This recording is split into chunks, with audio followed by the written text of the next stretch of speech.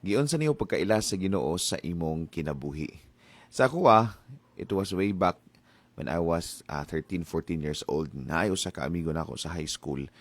First year high school mi ato sa una. Niya kanang iyamin dalon dito sa kilid sa among computer laboratory during recess time or lunch time. Niya dito siya maghisgot kabahin sa Ginoo. Dili gito grabe kaayo ka detail iyang Bible study. Anak siya pastor, grade 7, usa dagoy grade 7. Yaming si Ran. Usa siyang gi-question namo ato nga Bible study is rate 1 to 10 sa inyong faith sa Ginoo. 1 is the lowest, 10 is the highest. Yang akong answer is 7. And nalibog ko nganon di ko kaabot og 10. Dito kasugod akong journey to discover nga maabot siya 10. So, kato, may sinugdanan nga nakaila ko sa Ginoo.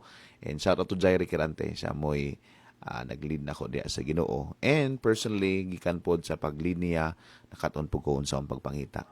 Personally, ang Ginoo sa ako ang kinabuhi. God bless. Giyon sa niyo pagkaila sa imong kinabuhi ang Ginoo. Comment down below para magisgutaan na.